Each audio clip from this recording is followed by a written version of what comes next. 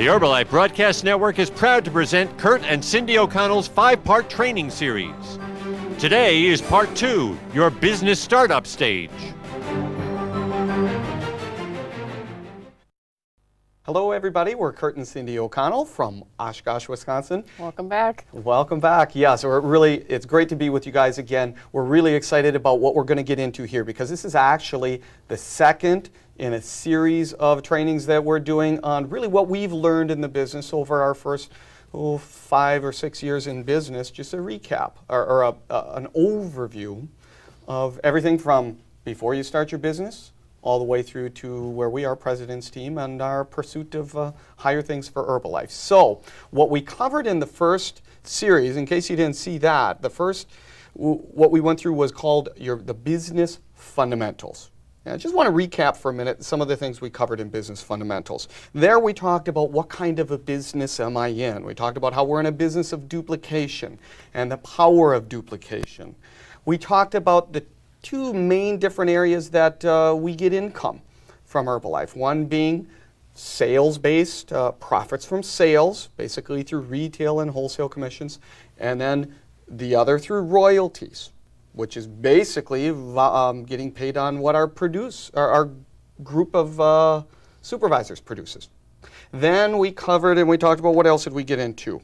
We talked about the 3 things that we each need to do in the business that are foundational. We each need to use the products, create personal volume, and teach others how to use the products, create personal volume, and teach others how to use the products, create personal volume, and teach others. There's that duplication word, how it just duplicates on and on and on. And then we just covered the 3 key groups that we want to apply these concepts to as we build our business. So we each need to build those 3 groups. The consumer group, and consumers are looking for results on the product. So that's what we teach them to do. The second group is volume producers. What do we teach volume producers? These are people who want to learn how to make an income on retail business, basically. We teach them how to build a consumer group. And then that third group we build is the builder group. And those are people who really want to take advantage of that royalty income and build these 3 groups of their own. So again, and then we went through how that all comes together. It's really basically use the products, create personal volume, and teach these 3 things to each of those 3 groups as they need to learn it. And again, the big thing, don't get too hung up on having to be a real expert teacher or expert in the business. You just teach what you know how to do as you learn it, and this whole thing gets powerful through that magic word of duplication. Mm-hmm. But today, where we want to go in the second series here, we want to build off of that, and we want to talk about, let me look at my notes here, your business startup stage. So that was the fundamentals. Now that you get a little bit of a concept of what this business is all about, let's look at the stage of getting your business started, some of the things you need to go through, and that are really important to consider as you're planning to start your business. So the first thing that we'd want to cover is that the business planning steps in your startup stage. And the first thing that that is really important, you'll hear this as you go to any Herbalife training, you're going to hear this probably at every one of them, that you need to know your why or your reason for being in business. And even building upon that, we're going to talk about some really clarifying for yourself your basic goals. So that's the first thing that you want to do as you begin planning what kind of a business you want to build. Now, some of the things that you have to think about when you're doing this is, when Kurt and I, now if you're brand new and you're going through this, it's important that you even kind of follow through on some of these guidelines that were given you yourself. But if you're somebody who is bringing people into the business, these are some things to think about as they are coming into the business. What are some of the things, the fundamentals that they need to go through? And what we do when we first bring somebody into the business, before we do anything else, even when they're looking at the business, before they even sign up, we always want to know why are you looking at this business? Because a lot of people have different reasons. Most people that look at the business opportunity, they think usually it's somewhere along the line that they'd like to make more money. some people already make enough money. They're looking for a different kind of a lifestyle. Maybe some people are retired, or maybe they're bored, or they're just dissatisfied with their careers, or there's a lot of different reasons why people will look at the business. And for us, when we looked at our why, it was kind of like, we had been looking at a lot of things for a while anyway, but part of it was really that we were struggling financially, and we had a dream. And at that time, our dreams have changed, because at that time our dream was, just to make $500 a month. We really just wanted to make ends meet more comfortably than we were doing. And so we looked at this business and we thought, boy, we could probably make $500 a month at this business. And, we even dared to dream a little bit more and said, maybe if it's possible, maybe we could even get a hot tub, I remember that. And maybe, boy, wouldn't this be great if Kurt could quit his job and do this full time. So, we had to start out with our reason why. Our reason why was we wanted to change our life financially, but our dreams weren't too big at the time. We had pretty small dreams at that time. And really, but they were big dreams. Well, they were big Really? dreams at the time. They're big. They're big to us. And yes, especially if you're someone who's been in the business for a while, you may think that you see the potential. You may think $500 is a small, but it's huge for the person who that's what they need. Powerful. For us, look at where it's brought us. We had no idea that last thing I was thinking about was, $1 million. That was uncomprehendable to me. We had no idea how big Herbalife really was. And neither do a lot of people when they first get started. But that was the foundation.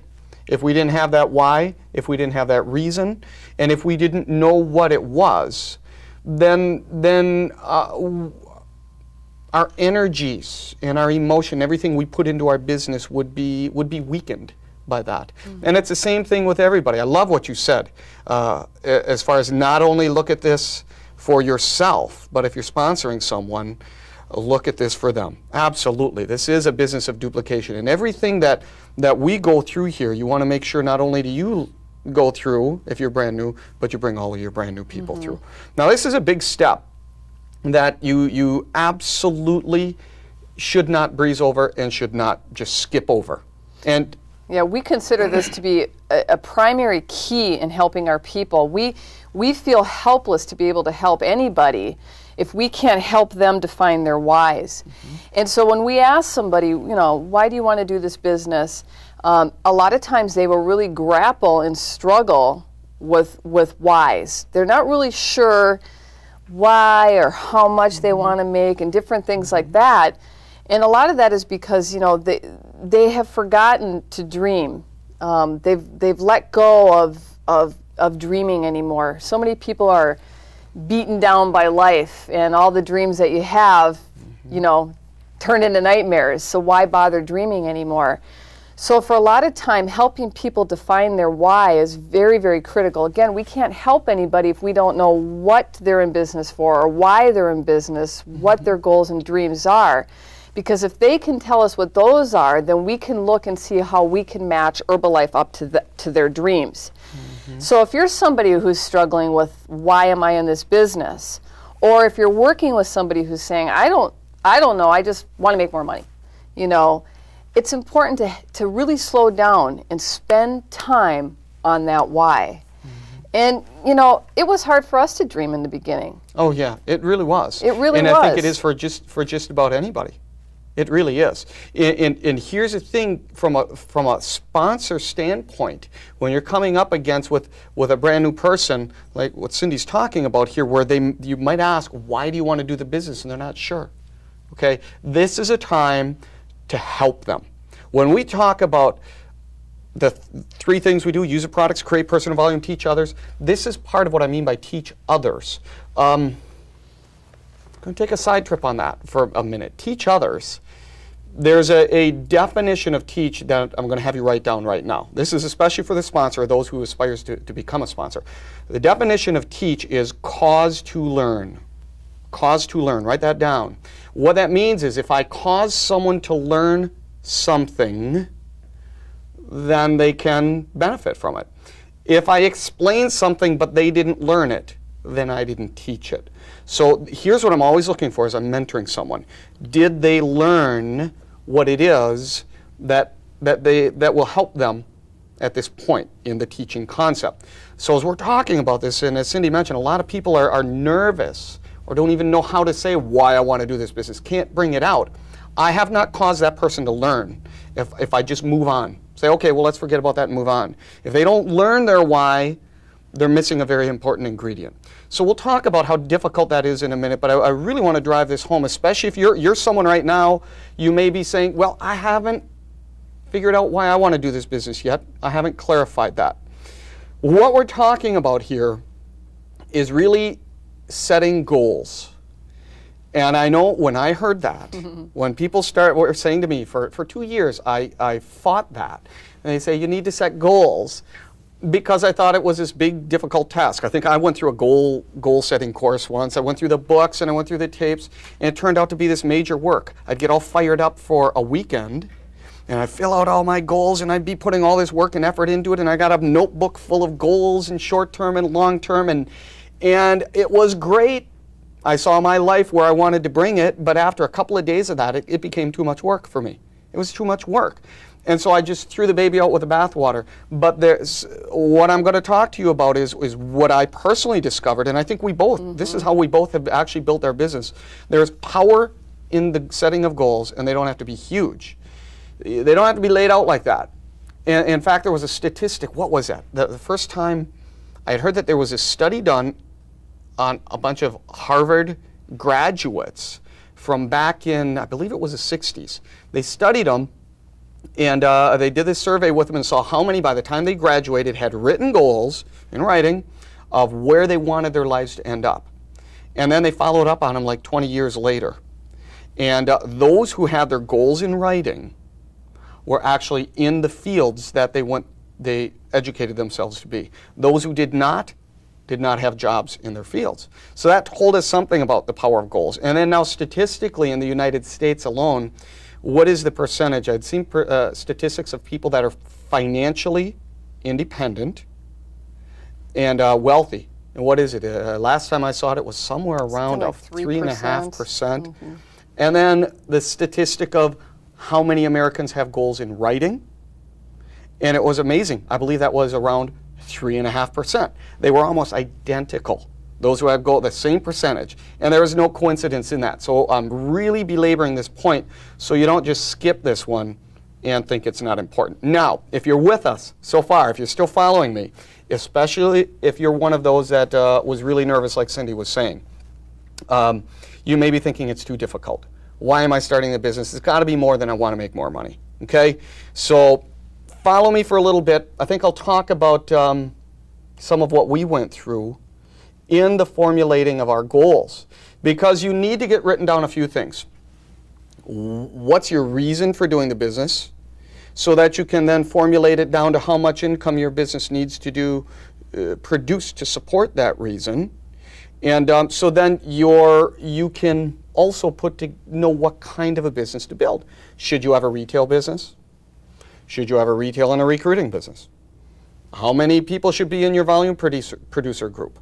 How many should be in your builder group?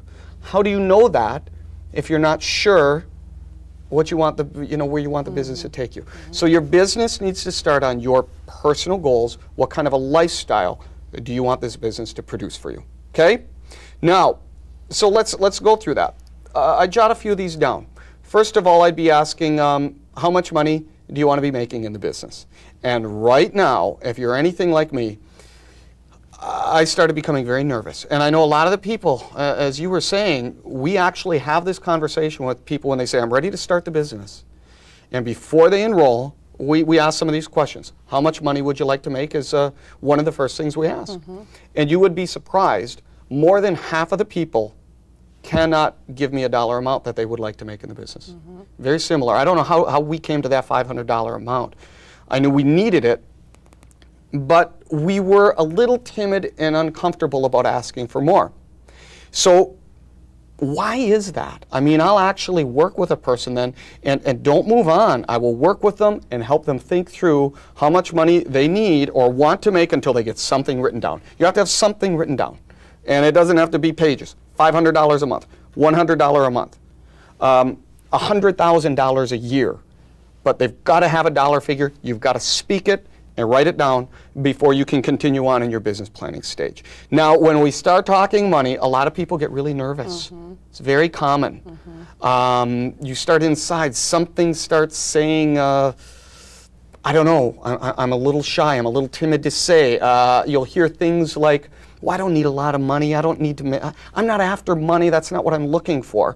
These are all emotional things going on inside us that are based upon what you were saying, a fear to dream, okay? And you've got to begin to dream again. This is a business of dreams, and the reason that we're afraid to speak how much money we may want to make is because, number one, maybe we're afraid that money, somewhere we've heard that wanting money is evil, or number two, we're afraid to dream again because, quite frankly, our dreams have been crushed too many times over the course of our lives. And it's common. Think about that. Everybody has had disappointments and crushed dreams over the course of their lives. And as we grow and we become adults, we learn the art of avoiding that pain. In fact, you think about it. A child, you can ask any child, 3, 4, 5, 6 years of age, what do you want to be when you grow up? And they very readily speak their dreams. You know, I want to be a nurse, or I want to be a doctor, or I want to be an astronaut, or I want to be a scientist, or I want to be a football player. It comes natural. But maybe somewhere along the lines, someone said to us when we were kids something like, oh, give it up. You could never do that. Or, in fact, I don't know, should I go into? Sure. I don't know if I should go into that. Here's an example. If you're having a hard time really dreaming about the ideal lifestyle, if you're nervous about that, I want you to think through why and deal with why you're nervous. You've got to face that because you've got to get this written down. For me, an example of how that happened to me, when I was the shortest kid in my class, right? But I loved basketball. And in grade school, I was on the basketball team, 4th, 5th, 6th, 7th, 8th grade, all the way through. And they used to call me Little Curdy because I was the short one. But I loved playing basketball, and I practiced, and I wasn't too bad. My only disadvantage was I was small, and the ball weighed about, 30% of my body weight was in the basketball itself. But I loved playing basketball. And then I remember our 8th grade year, the coach got us all together at the end of the season, and he was talking about, he was coaching or just giving us advice for our futures in basketball. And he went through the different guys on the team, and he spoke to us one at a time. And he sat in there in the group, and he said things like, Jay, you've got a talent, go use it. You've got potential for professional football. Or basketball, right. And when you get into high school, and he gave him advice, and then he moved on, and he said to Tom, if you work hard on this and that, I think you could make it too. And then he moved on, and he said, now Curdy, and there were two of us, Curdy and Dave, he says, I know you guys are never gonna, you probably aren't gonna go out for high school basketball, and you're probably not gonna, and all of a sudden at that point, my senses went blank. I didn't hear what he was saying anymore because I wanted to go for high school basketball. I wanted to get on that team. And I didn't want to become a professional football player. That wasn't the point. But I did want to go into high school basketball, and I believed I could make it. And at that moment, without knowing it, there was this figure that this person I looked up to, I respected his opinion, and he crushed my dream in an instant. And, this is heavy because you see the pain that's coming from that. I was a kid, right? But the pain is still there today. Now, the thing is, I went the high school year, I went through the summer, and then that next year, I decided not to go out for high school basketball because I believed my coach. And I went to the tryouts, I watched the tryouts, and some of the guys who made the team, two of them, I beat on one-on-one basketball during lunch hours. And it's like, wow, you know, if I only would have tried out, I could have made the team because I was as skilled as any of those guys at that point. The point being, my dream was crushed. And when things like that happen, we naturally don't like that pain. So one of the ways we avoid experiencing that kind of pain again is to not dream again, to stuff it. And when we're asked to dream, we get uncomfortable. Now, in fact, there was another a basketball player that had a very similar situation that many people have heard of. This was a guy, he tells of, was he a college? In his college basketball, he was told by his coach, you're never going to make it to the professionals. And he had two choices. He could have believed his coach and said, forget it, given up on his dream, or he could have gone after his dream. And he went after his dream. And that guy's name, he tells the story, is Michael Jordan. Okay? So Michael Jordan had very similar story, but the fact that he went after his dream made all the difference in the world. So really, you know, someone would say, what's the difference between Kurt and Michael Jordan? And it isn't necessarily 3 feet, although it is 3 or 4 feet as part of it. But it was that Michael Jordan was willing to go after his dream, had the courage to face the potential disappointment of hoping for something and striving for it. And you might be in that situation right now where you're hoping, but you're afraid to hope for a lifestyle. Maybe you've tried several different things in the past, and I'm telling you right now, face that. You have got to face that and start getting it down on paper in some basic form. So that's as far as I think I want to go into making my point there. Yeah. But it's very common. And thank you for sharing that, because obviously it is a painful thing for you to realize. And I think it's important that we bring that out because, you know, again, as we're looking at this, these are business basics that we absolutely need to get down in order to really be successful in this business, because you have to know these things. And Kurt shared with us that painful event to hopefully spring in your mind, you know, yeah, maybe there's something that's happened to me in my past that has caused me to not want to dream. But you know what? If you're willing to face your dream and have the courage to start dreaming again, you really can change your life with this business. And so that's why we always spend that time with that person and try to help them get their why out and get their dream out, because that's what will keep you going in this business.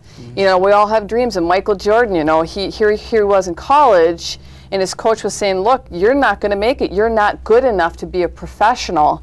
And Michael Jordan turned out to be the greatest basketball player of all time. And, you know, why is that? Because he was willing to face, you know, the things about him that he needed to correct or change, and he had the courage to do that. And he went on, and we can all go on to great things if we can face those things. And so we encourage you to do that, to have the courage to do that, because I know that this business is incredible, and you can do incredible things. So in the beginning, our why was big to us then, even though now our why is different. It's important to still get a why down. So get that down into a dollar amount, okay? Because that's where we can start, you know, the next steps of your whole getting your business launched. So let's give you some specifics on how to do that. Here are some specific questions you should be looking at. If you don't know how much money it is, don't worry about it. Here's where you go. Oh, and there's that second point. Some of you, as soon as you start thinking about how much money do I want to make, you start getting a little nervous inside, like there's something wrong with making a lot of money. Let's talk about that. Let's ignore the money for a minute then. And here's some questions you should ask. Get a loan, get some time alone. Do this with your family, do this with your significant partner, do it by yourself, depends on you know, who all is involved in this, but ask some specific questions. In the future, where would you like, what kind of a lifestyle would you like? Or what kind of a lifestyle are you hoping your Herbalife business can provide for you? What do you want to do with your time on a typical day when you've achieved where this company brings you? How much time do you want to put into making money? What do you want to do with your family? What do you want, if you have a family relationships to be? If you have children, Do you want to be able to put them through college? Do you want to be able to put them through private school now? Some people want to do that. What about vehicles? What do you want to do as far as a vehicle? Where do you want to live? What kind of a house would you like to have, ideally, if these are the things you're striving for? With us, it was, what bills do we want to pay, and what luxuries do we want to have? I know one of them was maybe even hire a house cleaner. If that's what it is, great. I want to have a house cleaner, a hot tub, and pay these bills. Great.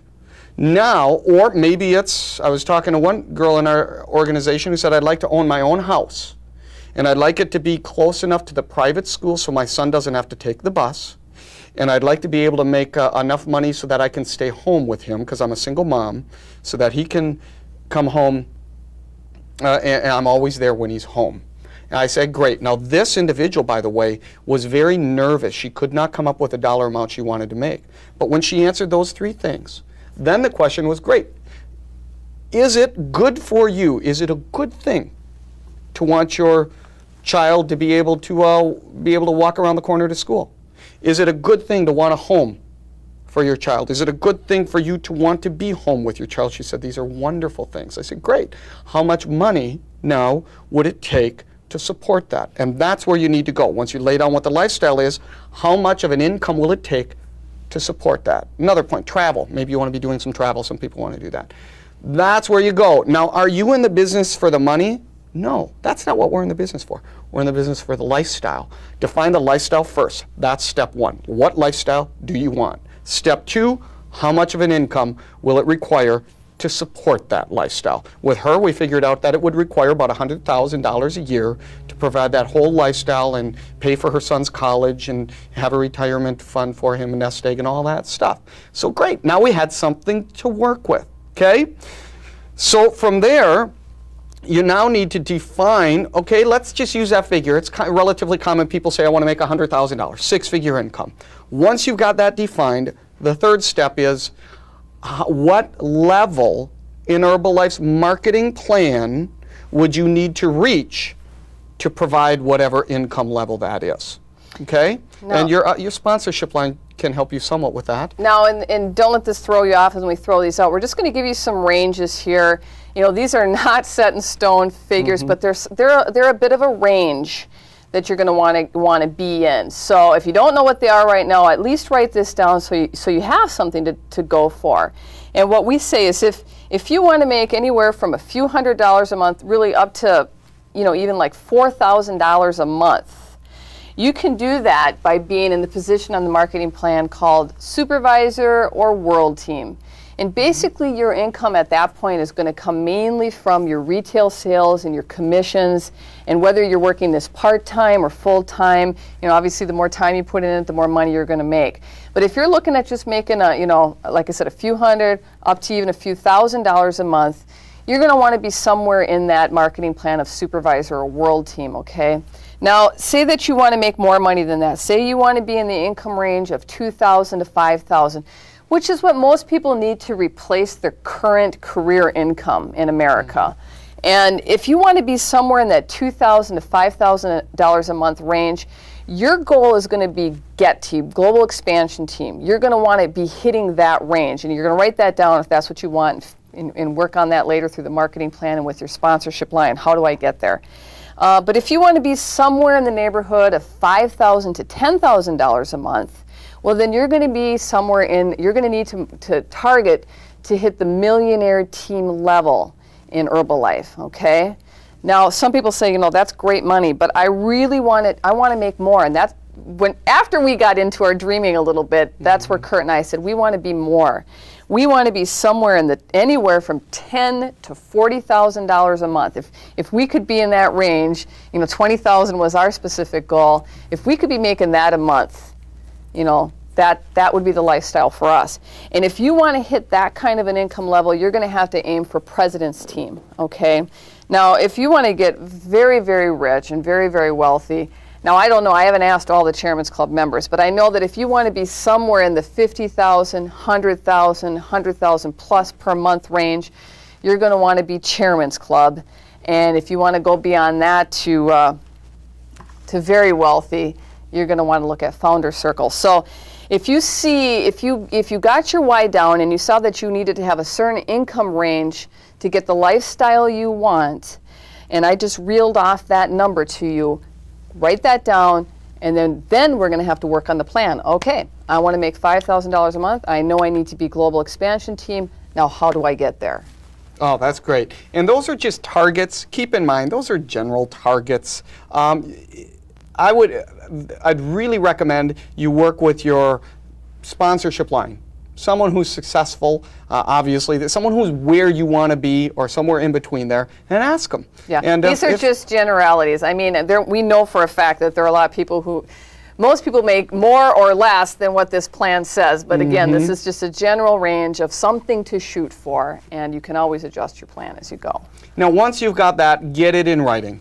Get all of that in writing. The 3 basic things. What kind of lifestyle do I want? How much money will it take to get that lifestyle? And what level in Herbalife's marketing plan should I shoot for to get that kind of an income? Jot it down. 1 page. It's not that big of a deal. These goals will be powerful. Remember the statistics I gave you before about how valuable goals are. And teach all of your guys to do this. Now, as you are also, one thing we should mention, as you're looking at income goals, it's wise to look at short-term income goals and long-term. Short-term would be, right now I really want to get some immediate cash flow.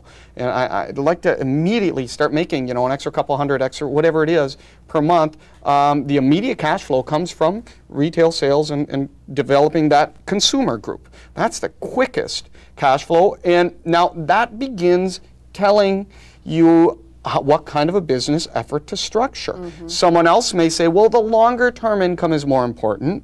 I want to hit those 6-figure incomes long term, and right now I'm not really all that concerned about immediate cash flow, but I want to get there quickly. Well, that's someone who'd want to build all 3 of those groups at the same time. Okay? Yeah, and as we're working with people on this too, and say, most people we talk to fall in that $5,000 to $10,000 a month category. They'd like to quit their jobs, they'd like to go full time, they'd like to even get into a 6-figure income. So usually they'll put that range down there, and that's great. That's certainly an attainable goal, and that's a great goal. But that's more of a long-term range, and I'll tell you why it's important to have the long-term range, but it's also important to have the short-term goal also, because when you're going for that long-term goal of a 6-figure income, which is a great income and a great goal, you're going to have to be doing certain things along the way to get to that goal. And it can take, 6, 12, 24, 36 months. It's going to take some time to build your business to that level. So what happens is while you're going through those steps, when you have that goal here, and maybe some of the steps become difficult for you, or you lose sight of your goal or your dream, you may stop or quit or give up. That's why, number one, it's good to have the long-term goal, but it's also good to have short-term goals too. And so what I tell people is I say, okay, you want to be president's team or whatever it is, but what is it maybe in the next 6 months that you want? Are you looking, maybe some people have a junky old car and they need to get a new car. Are you looking to make enough money for a car payment? Or are you looking for enough money to have a certain credit card paid off? Or are you looking for, maybe a gift or a child's wedding or something like that? What is it, maybe a short-term 6-month tangible goal can I shoot for that I know I'm going to get the reward for in a short time?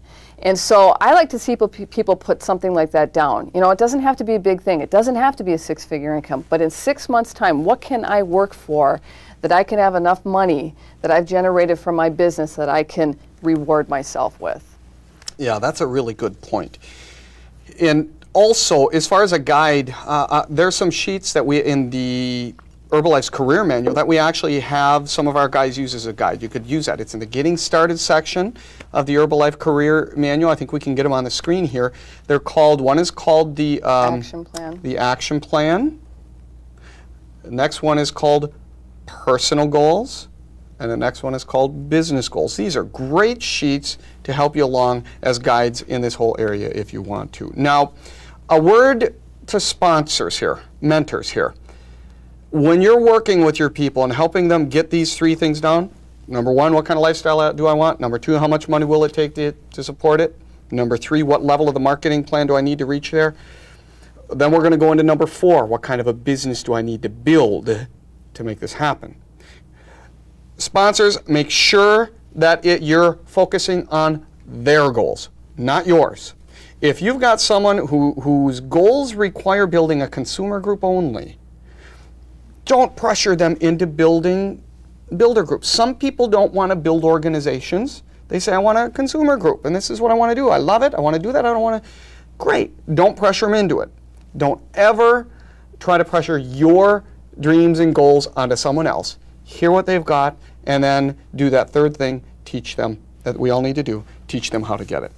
Okay, so you've got it. Now you have the foundation. You've got these things written down, and that's your business plan. The next thing we want to go into is the preparation steps of putting a plan together that will attain what it is you're looking for. So there's some steps you want to do to prepare your business for business. Okay, now remember what we did with that why, and why we spent so much time on that is because it is key factor.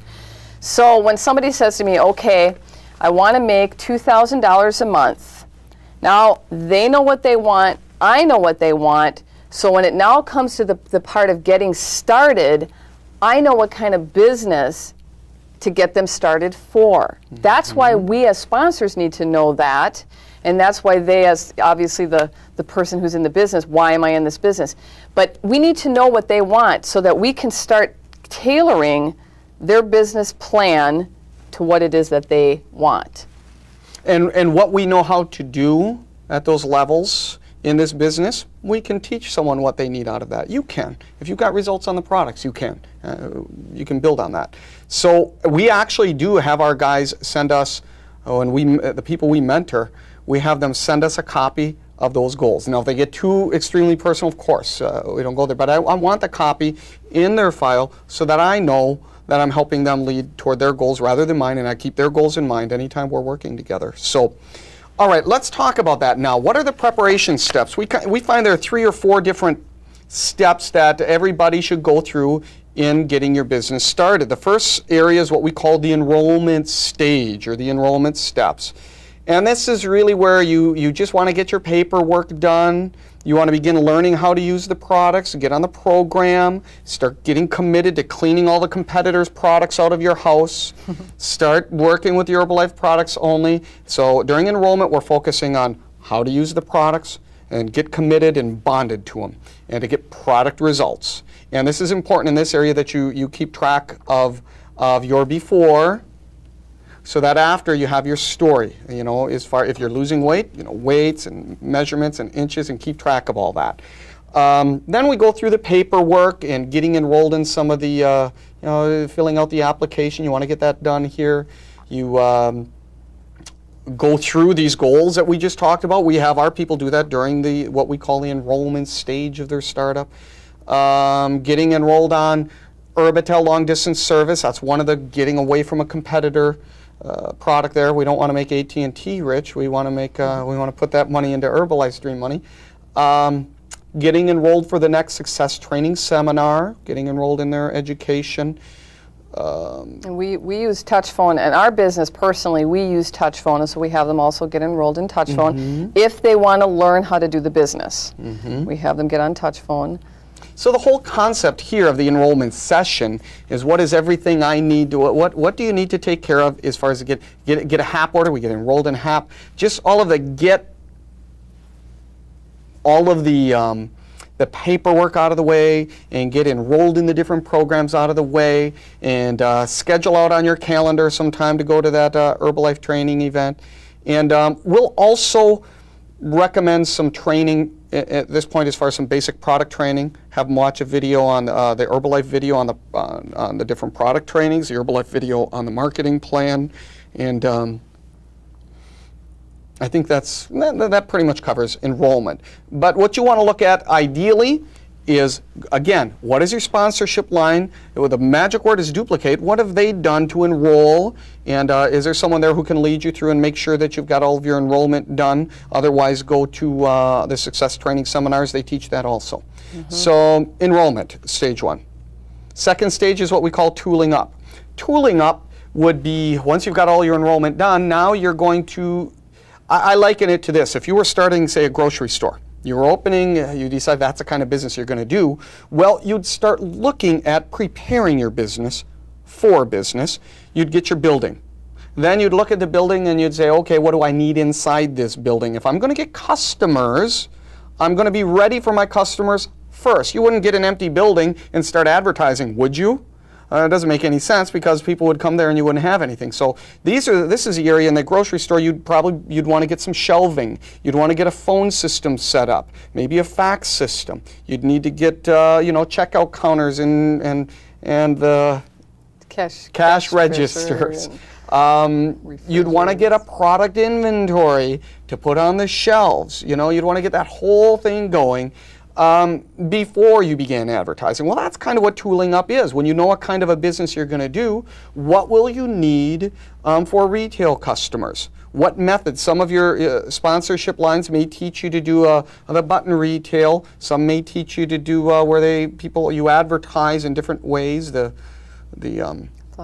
flyer signs, pull tabs, that kind of thing, and they call a voicemail box. Whatever it is, if that's a system you need, then you'll need to get set up with a voicemail box. When people respond to your advertising, will they call you at your home phone, or will you set up a separate business line? What size inventory will you have? You need an inventory if you're going to sell product. The last thing you want is someone wanting to buy when you don't have them. What else would we cover at this point? If you're going to go into recruiting right away, also, what is the method of recruiting your sponsorship line uses? Will you need to have some prospecting packages? Do they do that? Or will you need to know the schedules for the home meetings, however they do that? Setting up a separate checking account is what we recommend too, to keep your finances, personal finances, separate from your business finances. And another important thing is getting a personal calendar, a date book, a day planner type thing. You'd be surprised. Half the people, or more than half people, don't have a day planner. So this is a business of appointments, so you're going to need to make appointments. Get yourself a day planner. Make sure you have that ready. But get tooled up so that when the business starts, you're ready for it. Now, let's go back to the grocery store scenario. What would you do now that you have your store all set up? Well, you'd be ready to implement an advertising plan. You're going to say, I'm ready for a business. Now I'm going to tell everybody I'm in business. So that would be the next step. Planning your action or putting together an advertising plan. Work with your sponsorship line, ideally on the advertising methods that they use. That's going to be your best support in teaching you how to do the advertising methods. And if you haven't been able to connect with someone in your sponsorship line, the Success Training Seminars train on all different advertising methods that will work just fine too. But you want to formulate a plan on what kind of advertising will you be doing. And that's one of the things when we ask about that dream and what's your dream lifestyle, what are your income goals, we also ask, how much time are you willing to put into your business to get your goals, so that we can also define that plan of action for them. So if somebody says to us, well, I'd like to move into a $2,000 a month business, I realize that's going to take some time and effort on my part, and I am willing to put 20 hours a week into my business. So that, again, when we go back to that plan of action, we say, okay, they're willing to put in 20 hours a week into developing business. Where can we put those 20 hours? That's a really good point, actually. We should have backed that up right to the goal-setting area. So I would back up in your notes and write that in there. One of the questions that you definitely should be asking is, how many hours a week do you plan on putting in your business? That should get in writing. And then when you have your long-term goal, based on putting this many hours into the business, how long would you like it to take to get to that $5,000 a month income? Or $10,000, whatever it is. You want that to be 2 years, 3 years, 4 years, whatever. Get that written down. So, okay, let's advance forward. Now that becomes very pertinent when you look at an advertising plan here. So you want to then formulate and get down in writing the forms of advertising that you're going to want to be learning how to do. And then you're going to want to get those written in on what we would call a gauge. And you've got gauges are basically a plan of how much advertising you're going to do each day over the course of a month, and then how much of a response you got from it. Very important you plan to keep those records. Use those from your sponsorship line, one from your retail business, one from your sponsoring business if you're going to take those approaches. Otherwise, they're also available in the success training seminars. I think we can get a copy of those shown on the screen here. And in the career manual, there are some. But you're going to want to be committed to using some gauges. Again, I think on advertising, use only the proven methods. Don't try and invent any yet. Use the proven methods. It's the best way to build your business so far. And where else do... Oh, one other thought on advertising. Before you actually, as you're planning it, have a commitment to advertise in this business, whatever that plan is. Have a 12-month commitment to this advertising plan. But break it down into a 90-day segment. And why that's important is you need to be committed to a certain level of advertising for 90 days before you can evaluate what kind of the full response. It takes 90 days for it to reach full response there. But this is where you're beginning to plan that advertising. And of course, in the planning stages, I think also we did want to mention just briefly as far as financial planning here too. Yeah, one of the things that you have to look at when you're putting, again, going back to those goals, what do they want? How much time are they willing to put in? When do they want to get it by? And that's where we try to help them formulate a plan, a realistic plan. Okay, if I want to be here, what's it going to take? And we try to get that written down. And then we look at different methods of advertising to fit that plan. And some of the things that when we're working on these gauges, we also want them to have kind of a plan where they're going to look financially too. What are my expenses for my business going to be? What is the income I'm going to get from my business going to be? And then, to have that in, we're going to go into detail on that a little bit later, but you're also going to want to have that kind of separated out. You want to have your household monies and income and expenses separate from your business income, outcome, expenses. And what you're going to want to do is basically you keep your household expenses in one file and you keep your business expenses in another file. I put everything away in a file. I have a separate checking account for my business, and then we do, you do want to keep those separated out. We're going to go a little bit of detail on that later, but it is important to keep separate records from your household and your business. And keep that in mind when you're planning an advertising plan too, or your whole business approach. The worst thing you want to do is come into the business and start with, say, I'm going to take an advertising plan that will consume all of my startup investment inside of 30 days, and I'm going to hope to get it back. And after 30 days, I'm not sure how I'm going to keep advertising. Big mistake.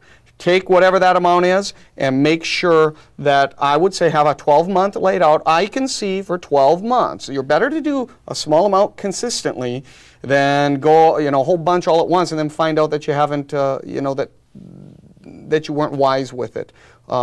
Just make sure that you're not going overboard and that you can commit to it long term with that for it to really mature.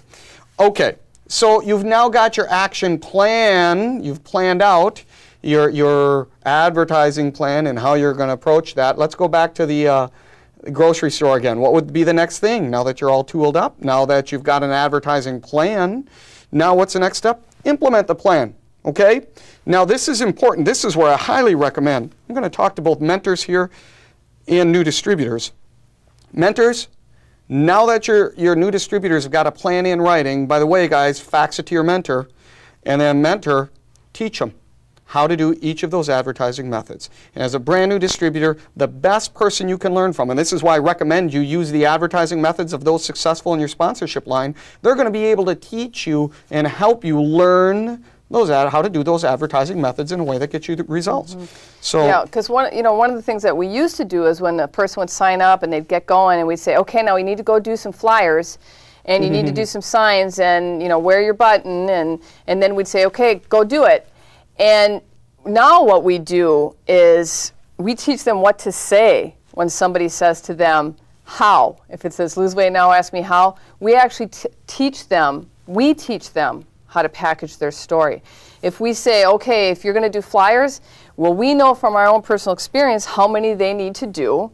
We know which flyers work the best because we've tracked all that. We tell them where to put them on the car. We tell them, the best parking lots to hit, the parking lots to avoid. We sit down and really go through the details with them on how to do it. Because if you do just say, hey, go do flyers, well, you might get lucky and get somebody like us who failed on a lot of flyers but kept going. Or, you can save everybody a lot of time and hassle and money just by sitting down right there with them and saying, here's how you do it. And it's not that difficult to do. But that's your responsibility as a mentor to really teach them all the details of how to implement that advertising plan. And I think you can see, that's the third thing we all do, teach. You can see it's not that difficult. It's not complicated teaching, but that's what we do. So we actually then, we have what we call an advertising training session. Now that you've got on paper what it is, the advertising you want to do, now we'll have a training session, and I suggest you get it with your mentor if you can, and just get a few minutes and explain how to do each one of those things.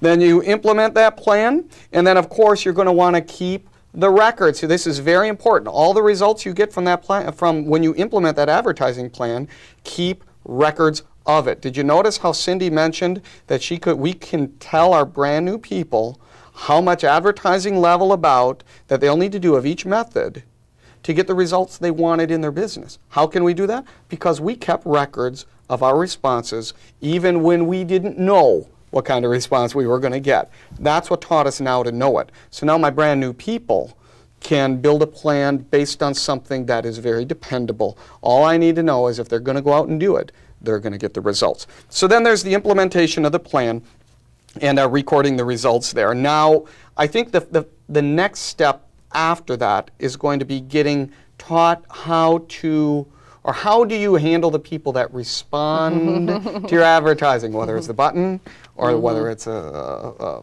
flyer or whatever method it is. Now that business starts coming in, how will you learn how to draw those people into one of your three groups, whichever they're looking for? I think one of the most exciting surprises, or one of the exciting things that happens to us, is when somebody, they do all the work, they've gone through all these steps, and they go out and they implement their advertising, and lo and behold, they get business, they get response. And what's exciting is to see how pleasantly surprised a lot of people are, because they go and they do this, and they're kind of shocked when, wow, people are answering my advertisement, people are calling on my flyers and things like that. So once the people start coming in, it's kind of like, now what? What do I do? I got, people want to buy products. I got help, and then it's kind of like, now what do? I got leads coming in, whether it's for customers, retail, or if it's for people who want to look at your business opportunity. How do you organize that? How do you get that organized so that you don't go insane? Now, the topic of how to actually, what to do when people respond to your ads, training someone on how to do that and learning how to do that is going to be the topic of it's going to be a different tape in the series here. But the key point you want to know after those people do start coming in, part of your business startup is having some form of staying organized when they do come in. How will when my people start calling on and joining my consumer group, how will I keep track of them? How will I keep their names, keep them organized? It's which is basically the group records. Okay, we have the builder group, consumer group, volume producer group. How will I keep their names organized, not only on that sheet, but how to contact them, what their results are on the products. Herbalife's got great retail consumer organization files and things like that. So you'll need methods of keeping track of all of them. And most sponsorship lines out there today have some sort of method of organizing both your customers and your leads for prospecting for the business. Look to see what they have, what kind of way you can organize that. But the best thing you can do is get a handle on that. One of the main reasons people will quit this business is for lack of organization and lack of time, because it becomes so chaotic that it's overwhelming. And it is overwhelming in the beginning anyway. But the better you can get a handle on that, okay, do I have a card file system or a 3-ring binder system or some way to get a handle on all the business that's coming in, getting that organized in time management. how is the best way to handle my time when I've got all this business going on. I've got to advertise, I've got to be busy advertising, I've got to be busy answering my advertising, I've got a family, a job. How can I best handle that? And I'm telling you, when you get that organized and you get a grip on that, you're going to be amazed at how much you can actually accomplish by blocking your time, organizing your time, and organizing the business that comes in so it's not chaotic and you feel that you've got control and you've got a handle on that. That we're going to have to go into on another segment also. But that's going to be the main thing. On getting organized, just make sure that you work, that you've got a way of keeping track of your prospecting records, which we talked about, of your group building records, on your financial records, and time management. You're going to want to learn how to do that. So quick recap on your business startup.